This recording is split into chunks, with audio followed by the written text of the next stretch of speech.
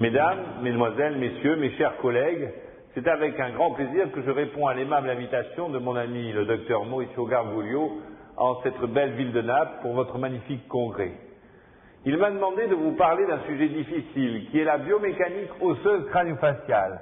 La biomécanique osseuse crânio-faciale est une question un petit peu complexe qui va nous amener à faire quelques rappels d'embryologie. Nous commencerons donc par la construction du massif facial pour vous dire que sur le plan embryologique, la face va être tout entière construite en termes de base du crâne. Comme le disait très bien notre maître de l'air, la base du crâne est en fait le tuteur, la base du crâne est en fait le tuteur de la croissance et de la construction du massif facial. Ce qui est amusant, c'est que si on regarde la base du crâne chez un tout petit enfant, on s'aperçoit bien que la base du crâne est formée en fait de trois os, que sont l'occipital, le sphénoïde et l'ethmoïde. Ce qui est très amusant, c'est que c'est à partir de ces trois os que va se construire la croissance nasofrontale et que vont se développer latéralement des expansions qu'on appellera squameuses, qui seront les écailles du temporal, les écailles du frontal, les écailles de l'occipital. Il y a une notion aussi tout à fait amusante, c'est qu'à partir des apophyses ptérygoïdes qui vont se développer ici, va se créer le maxillaire, il va se créer une croissance maxillo-nasale et qu'en plus on peut rajouter ici, par la présence ici qui va venir se placer là, de la mandibule, eh bien effectivement la création d'un os de croissance mandibulaire. On peut même considérer qu'il existe un rapport entre l'angle de croissance mandibulaire et l'angle de croissance de la base du crâne. Il est amusant de constater, quand on regarde la base du crâne chez un nourrisson, que bien évidemment la base du crâne d'un nourrisson va être construite sur un angle antéro-postérieur à partir, on l'a vu, de cette construction ethmoïdale. L'ethmoïde va se fixer sur le sphénoïde dont on voit ici la construction de la selle turcique, qui va être axée en arrière sur le occipital, ouvert sur le trou occipital, ainsi dessiné. Ce qu'il y a d'intéressant, c'est que si on représente ici le sphénoïde, on s'aperçoit que de part et d'autre du sphénoïde vont se développer des structures que l'on appellera les structures de la base du crâne. Par exemple, on pourra mettre en place ici une structure qu'on appellera la capsule nasale. La capsule nasale va se mettre de chaque côté de l'ethmoïde, former les lames criblées de l'ethmoïde, va être renforcée en arrière par la capsule otique, en arrière par une structure qu'on appellera l'aile temporale, renforcée encore par une structure qu'on appellera la capsule otique. Et on voit se construire la base du crâne en termes de structures comme ça, rondes, qui sont, on va le voir, des structures d'amortissement et de protection du massif crânial. Je vous le dis, la base du crâne, c'est la base même de toute la croissance, c'est la base même de toute la croissance crânio-faciale. La base du crâne, c'est vraiment l'origine même de la protection du système nerveux central. La base du crâne, c'est la protection du système nerveux central, c'est-à-dire quand on imagine une base de crâne centrée sur la selle turcique, comme ceci, eh bien on s'aperçoit très vite que la base de crâne est en fait une structure qui est très protectrice. On dirait que c'est un habitacle indéformable, incompressible. C'est-à-dire le but est de protéger le cerveau. La structure noble, c'est le système nerveux central. C'est celle-là qu'il faut protéger. Quand on imagine la base du crâne, on s'aperçoit qu'elle est construite en termes de structure d'amortissement. On peut mettre ici les structures d'amortissement basées sur le nez, avec l'ethmoïde. On peut mettre de part et d'autre les structures d'amortissement qui sont optiques. On peut mettre ici les structures d'amortissement qui seront sphénoïdales. Et en arrière, les structures d'amortissement qui seront occipitales de part et d'autre du trou occipital. Ce qui est amusant, c'est de se rendre compte qu'au travers de cet axe antéro-postérieur vont s'ajouter des poutres transversales que seront par exemple la poutre pétrosphénoïdale ou la poutre frontosphénoïdale, qui sont des poutres extrêmement solides et qui vont donner une bonne rigidité au système. Il est amusant de constater qu'ainsi le crâne est une structure totalement indéformable avec de temps en temps, de ci, de là, des structures d'amortissement. Et en fait, on va se rendre compte que le massif malaire, facial, viendra là s'ajouter pour faire lui-même une autre structure d'amortissement, zygomatico-malaire, qui protégera ainsi le cerveau. En fait, quand on essaye de raisonner sur le massif facial, on ne peut pas s'empêcher de raisonner en termes de croissance. En termes de croissance, c'est-à-dire en termes de construction du massif facial chez l'enfant. Pour vous dire deux choses importantes, la croissance viscérale et la croissance neuromatricielle. La croissance viscérale, c'est l'idée que le massif facial va se construire comme ceci, de façon assez particulière au niveau facial, par l'idée même que la croissance faciale initiale va se faire au niveau frontal. La croissance faciale initiale va se faire au niveau frontal. En fait, elle se fera au travers du nez, au travers de la cloison nasale, vers le bas et au travers du front vers le haut. C'est ça qu'on appelle la croissance du neurocrâne. Chez l'enfant, il y a une poussée de croissance formidable entre 3 et 5 ans du neurocrâne. Et quand on regarde le crâne d'un enfant, on s'aperçoit vraiment qu'il existe une croissance neurocrânienne importante. Et quand on schématise chez un enfant une mandibule très ouverte, comme ceci, eh bien on s'aperçoit que, en fait, cette croissance orbitofrontale qui fait le visage d'un enfant avec de grands yeux et un grand front est en grande partie liée à la croissance cérébrale. Aujourd'hui, beaucoup d'anatomistes considèrent que ce n'est pas tant la croissance cérébrale que surtout la croissance par la pression de LCR et par les fractions des muscles à nuque. En fait, aujourd'hui, on pense que c'est plutôt le LCR, la poussée de LCR qui fait la croissance du neurocrâne et surtout la traction des muscles à nuque sur le système gurmérien de la faux du cerveau et de la faux du cervelet. En fait, le crâne se verticalise, la face se verticalise parce que le sujet se verticalise. Plus vous vous musclez pour vous redresser, plus votre visage s'allonge et votre croissance faciale. Il y a une croissance dont on parle beaucoup aussi, qui est la croissance viscérale. La croissance viscérale est celle du globe oculaire à l'intérieur de la cavité orbitaire. Et c'est celle, bien sûr, du passage dans les fosses nasales. Et c'est celle, bien sûr, de la langue dans la cavité buccale. Il est bien certain que le passage de l'air, l'œil dans son orbite, crée l'orbite. En fait, l'orbite est une structure qui est créée autour de l'œil.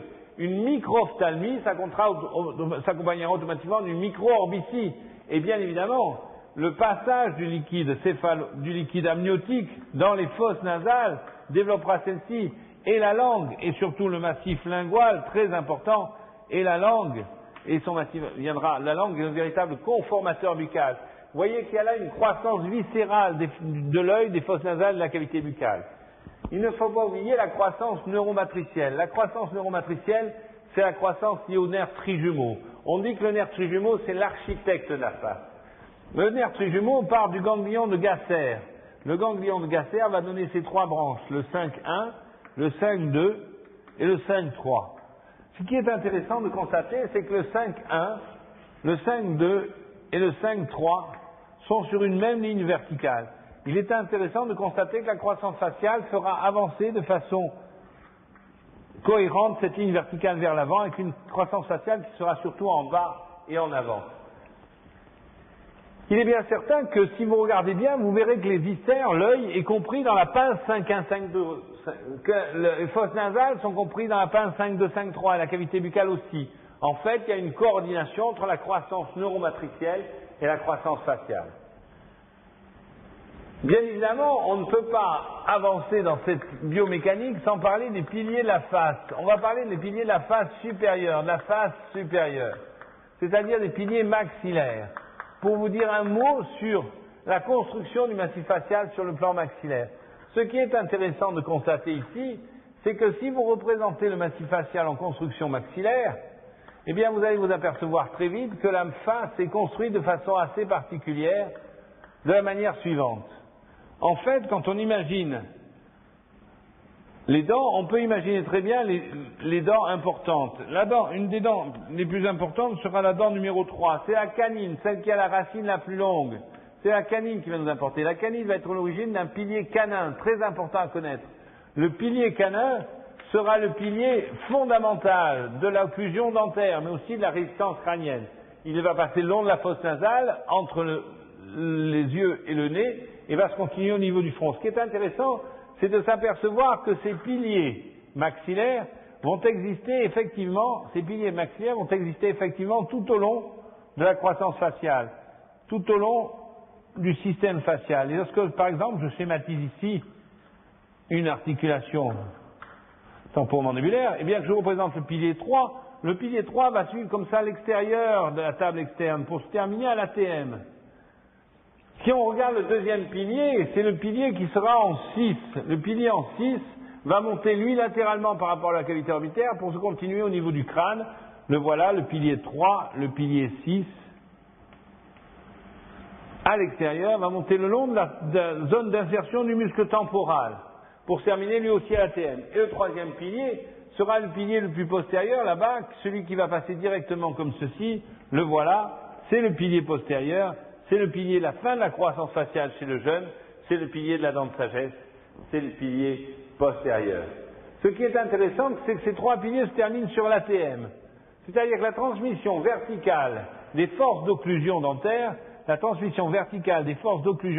telles qu'on peut la schématiser ici, par exemple, avec ici les massifs dentaires, pour représenter en face une mandibule, la synthèse des formes d'occlusion dentaire se fera au niveau des 6. Si vous serrez très fort les dents, vous allez avoir une transmission des forces verticales d'occlusion dentaire qui vont se faire par les piliers. Le pilier 3, le pilier 6 et le pilier 8. En fait, on s'aperçoit que le maxillaire est un os qui est là pour transférer les forces verticales d'occlusion dentaire, de pression dentaire, au niveau frontal. Et qu'en fait, l'idée, c'est de transférer les forces verticales au crâne. On pourrait considérer le maxillaire comme une sorte de table. La table palatine, qu'on pourrait représenter comme ceci, aurait comme ceci des piliers, des pieds de table, qui seraient les piliers 3, les piliers 6 et les piliers 8. On pourrait considérer que c'est une table à 6 pieds, qui vient prendre appui sur le front et qui transmet les forces. Il est bien certain que cette construction maxillaire est liée au fait que le massif facial est un massif qui est extrêmement dense, qui est extrêmement élastique, qui est extrêmement surtout plastique. Et en fait, la nature a construit le massif facial de façon à le construire totalement allégé. Cette structure d'allègement du massif facial, c'est la base même du système. À partir du grenier des cellules ethmoïdales, ici passé, va se développer le sinus frontal, puis par la cellule ethmoïdale inférieure, le sinus maxillaire, auquel il faudra ajouter la cavité orbitaire, auquel il faudra ajouter la fosse nasale, et en bas la cavité buccale. Et vous vous rendez compte que le massif facial est tout entier allégé de structures pneumatiques. Votre visage est plein de cavités aériennes qui sont en fait des cavités d'allègement. En fait, on pourrait raisonner en disant que l'os entre les piliers n'a pas de valeur, c'est un os papyracé, coquille d'œuf, extrêmement fragile.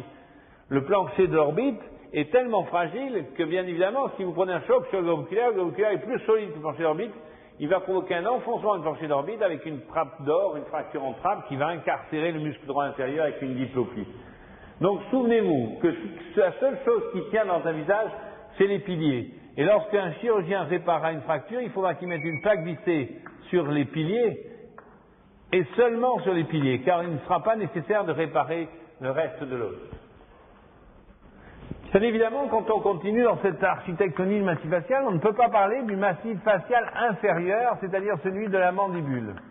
Cette notion de mandibule est très importante. La mandibule, vous savez tous ce que c'est, cet os impair, médian, symétrique, qui est formé en fait de deux parties, une partie horizontale qui sera bien sûr le corps et une partie verticale qui sera le ramus, qui vous le savez parfaitement, va être traversé par le nerf 5-3, le nerf dentaire inférieur, qui va pénétrer au niveau de ce qu'on appelle la lingula pour cheminer au travers de la mandibule et sortir ici au niveau du foramen mentonnier. La mandibule, il y a deux points de vue d'anatomie fonctionnelle, il y a deux points de vue de biomécanique mandibulaire, il y a deux points de vue, un point de vue ancien et un point de vue récent. Le point de vue ancien, c'est ce qu'on appelle les poutres corticales, c'est-à-dire dans les anciens cours, on décrivait au niveau de la mandibule la transmission des forces verticales au niveau dentaire, puis horizontalisée avec des poutres comme ceci, des poutres qu'on appelait des poutres alvéolaires ou des poutres basilaires, renforcées par des poutres goniales, voire des poutres couronnées. On avait vu là, dans l'épaissement cortical, la capacité de la mandibule de résister aux pressions occlusales. Avec des zones de fragilité particulières, la mandibule pouvait casser très facilement en symphysaire, elle cassait très facilement au niveau du trou mentonnier, elle cassait très facilement au niveau de la dent de sagesse incluse et au niveau du col. Ce qui m'intéresse là, c'est de vous parler de la vision moderne. La vision moderne, c'est de considérer la mandibule comme une structure micro-alvéolaire, à parois travaillantes. C'est-à-dire une structure qui soit à la fois faite de micro-alvéoles qu'on est dans le spongieux. Vous connaissez tous la mandibule avec ses micro-alvéoles. Et si je vous coupe une mandibule ici et que je la continue, vous allez voir qu'il y a une grosse corticale très épaisse ici. Voilà. Et cette grosse corticale très épaisse est remplie à l'intérieur de micro-alvéoles de spongieux. Ces micro-alvéoles de spongieux font la structure même de la mandibule. Ce qui est intéressant, c'est de constater que la mandibule est une paroi travaillante. C'est-à-dire qu'on pourrait raisonner pour la mandibule comme une aile d'avion. On pourrait raisonner pour la mandibule comme pour une aile d'avion. Une aile d'Airbus, au bout de l'aile, vous avez une amplitude de 5 mètres. Quand vous décollez, l'avion prend appui et l'aile se soulève. Vous imaginez bien qu'il existe là, quand l'avion se décolle, une mise en compression ici très forte des éléments, avec une mise en distraction dessous de l'aile. Le dessus de l'aile travaille. On pense que la mandibule travaille, la paroi de la mandibule travaille. Le pire endroit étant la symphyse, où la mandibule travaille en torsion. En fait, on pourrait raisonner en disant que la mandibule est un os essentiellement musculaire, et que sur une mandibule, par exemple, vous pouvez mettre en évidence des zones de compression. Si vous imaginez les forces occlusales ici, vous allez vous rendre compte qu'ici, il y a des forces de distraction. Ces forces de distraction sont des forces qui vont distendre la mandibule, et il y aura des forces de compression au niveau basilaire. Ceci est renforcé par la force extraordinaire des muscles qui s'insèrent, le muscle temporal, la sangle ptérygomacétérine, et surtout les muscles du menton, le mylohyoïdien bien sûr, et n'oublions pas le génio-hyoïdien. Tout ça pour vous dire que la mandibule est un os essentiellement musculaire, et que cet os musculaire va permettre au patient qui perd ses dents, et qui va donc perdre l'os qui est au-dessus du nerf dentaire, va disparaître, c'est ce qu'on appellera l'os alvéolaire ou parodontal. L'os alvéolaire va disparaître et l'os basilaire, lui, va rester. Ce qui fait qu'une femme âgée qui a plus de dents depuis 40 ans aura toujours une baguette mandibulaire résiduelle. Et c'est cette baguette mandibulaire qui résiste par ses insertions musculaires. Alors qu'au niveau maxillaire, le vieillissement et la perte des dents fera disparaître complètement l'os maxillaire. À croire qu'il n'y a pas d'os basilaire maxillaire, il n'y a qu'un os alvéolaire maxillaire. Comment conclure cet exposé? Eh bien, ce qu'il faut, c'est arriver à comprendre que le visage est construit en termes de résistance verticale et très peu en résistance horizontale. En fait, on pourrait imaginer que la mandibule, qui est un os comme ceci, qui est fait de micro-alvéoles et d'insertions musculaires, on l'a vu, va transmettre sa force de mastication à un système palatin qui, lui, va recevoir les forces palatines, va recevoir des forces d'occlusion très puissantes, et il va transmettre ces forces, lui, par une structure que l'on appellera une structure macro-alvéolaire. Effectivement, si on veut bien y penser, regardez, si ici je vous place là le sinus maxillaire. En avant du sinus maxillaire, je peux vous mettre là la fosse nasale. Au-dessus de la fosse nasale, je peux mettre une grosse alvéole qui est la cavité orbitaire. Et au-dessus de la cavité orbitaire, un sinus frontal. Tout ça pour vous dire que ce qui va se retrouver en haut de tout ça, c'est bien sûr le frontal, le bandeau frontal. Le bandeau frontal, c'est le front. En fait, on pourrait dire que chaque fois que vous mastiquez, chaque fois que vous serrez les dents très fort, vous transmettez les forces directement sur le front, par des piliers qui sont par exemple le pilier de la 3 qui passera ici, qui ira au front, le pilier de la 6 qui ira ici, qui ira directement au front. En fait, ce sont des piliers très importants. En fait, ce qu'on pourrait dire, c'est que si vous perdez les dents maxillaires, vous allez perdre quasiment tout l'os maxillaire, vous aurez juste le sinus avec une paroi papyracée, coquille d'œuf. En fait, ce qui est amusant, c'est de se dire que l'os basilaire maxillaire n'existe pas. Mais en fait, qu'est-ce qui s'oppose à la mandibule au travers du maxillaire? Eh bien, l'os basilaire du maxillaire, en fait, c'est le bandeau frontal. En fait, quand on mastique entre le front et sa mandibule. C'est d'ailleurs l'explication pour laquelle, chez certains grands masticateurs, comme par exemple les gorilles, vous avez un torus orbitaire terrible avec un rebord sourcilier très important, tellement les forces de mastication sont fortes et violentes et transmises directement au front. Souvenez-vous, en fait, en conclusion, le massif facial est un massif qui est tout entier construit en termes de résistance verticale et très peu en termes de résistance horizontale. Ce qui est intéressant dans le massif facial, c'est cette notion que la face est tout entière construite en résistance verticale. Et donc très faible en contrainte horizontalisée. C'est pour ça qu'un uppercut dans un boxeur ne provoquera pas de fracture, alors qu'un traumatisme arrivant horizontal vous cassera. Bien sûr que les pare-chocs frontaux sont importants, bien sûr que le pare-choc frontal est un pare-choc important, que le pare-choc nasal est important, le pare-choc maxillaire, le pare-choc mentonnier, le pare-choc de la pommette est important, le pare-choc des rebords sourciliers. Tous ces pare-chocs sont des impacts. En fait, ce qu'il faut retenir, c'est que la face peut être considérée comme une structure fragile horizontalement, mais en fait fragile en termes d'amortissement. C'est comme votre voiture. Votre habitacle est indéformable pour protéger votre cerveau, et vos ailes en avant sont en fait des structures d'amortissement des chocs. C'est-à-dire que l'aile s'enfonce sans déformer l'habitacle. Votre visage est construit de la même façon.